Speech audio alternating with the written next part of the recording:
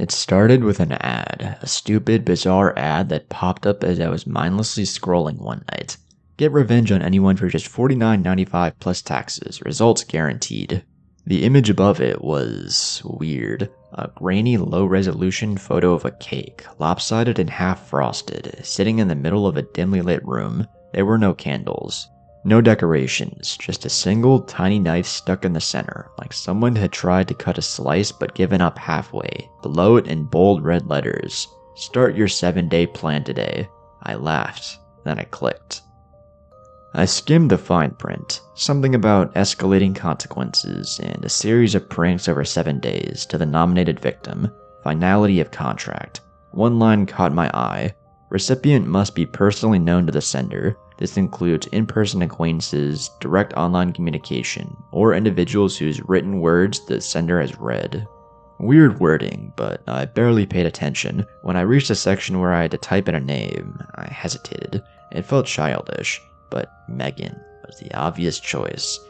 Best friend since high school, more like best tormentor. She had spent years making sure I always felt less than. Every insult disguised as a joke, every eye roll when I spoke, every time she forgot to invite me somewhere, only to tell me later, "Oh, I just assumed you wouldn't want to come." Still, something about actually typing her name felt final, as if somehow I knew that once I did this, I couldn't go back. I clicked submit. Nothing happened. No confirmation email, no pop-ups, just silence. I rolled my eyes and went to bed, convinced I just wasted my money. The next day, Megan fell down a flight of stairs between classes. She broke her wrist and sprained her ankle. I overheard her telling our friend group that she swore someone pushed her, but there was no one there. At first, I laughed it off. Megan was always dramatic, but later, alone in my dorm, a strange unease crept in. I did this, didn't I? No, of course not. It was just a coincidence, right? The day after, Megan's car swerved off the road. She said the brakes wouldn't work. The mechanic found nothing wrong. Thankfully, she wasn't seriously hurt, but she was badly shaken. I couldn't shake the heavy, sinking feeling in my gut. This was exactly what the ad promised. By day 3, Megan showed up to class wearing long sleeves. In the middle of the lecture, she pushed them up absent-mindedly, and I saw it. Deep, jagged scratches covering her arms. I couldn't stop staring. It was like something had clawed her in her sleep. She caught me looking. "I don't know what's happening," she muttered. I think I might be losing my mind." Her voice was different. Small, scared. I wanted to tell her I was sorry, but I wasn't sure who I'd be apologizing to, her or myself. Day 4.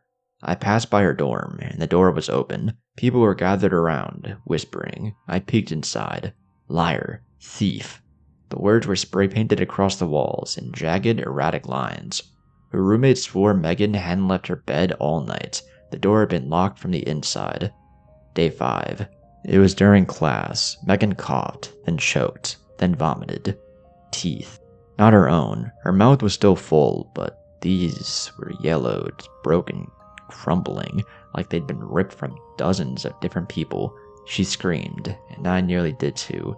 That night, I sat awake, staring at my laptop, shaking. What the hell had I done? On the 6th day, Megan didn't come to class. When I finally saw her, she was hunched in the common room, rocking back and forth, eyes darting to things no one else could see. Her hair had turned white in patches. She smelled like something rotting. She didn't speak. I don't think she could anymore. Day 7. They found her in the dorm showers, curled in the corner, her mouth locked open in a silent scream. No one could explain how the water had been running hot enough to boil skin from bone. I couldn't breathe. This was my fault. I checked my bank statements, my stomach twisting. The charge from the website was still pending, but now it had a note next to it. Payment in progress. Please nominate the next recipient. I clicked the transaction. A web page loaded. You must nominate someone. 7 days will begin again. If no name is submitted, the cycle will revert to the original sender. I felt cold all over. No. I shut my laptop, my heart slamming against my ribs. But the next morning, I woke up with a scratch across my stomach. Not just a scratch. Letters. Tick, tock. It was happening to me. I panicked. I had to pick someone. I wasn't ready to die. Megan wasn't the only one who had made my life hell. What about Olivia? She laughed at Megan's jokes. She made plenty of her own. So I typed in Olivia's name, and the cycle began again. I watched in horror as Olivia suffered. It started small, like Megan's had. A bad fall, weird scratches, but then it escalated. By day 5, she was pulling long strands of black hair from her throat, sobbing. By day 7, she was gone. But the cycle, it didn't stop. Another charge appeared on my account, another demand. Next recipient required. I ran out of mean girls.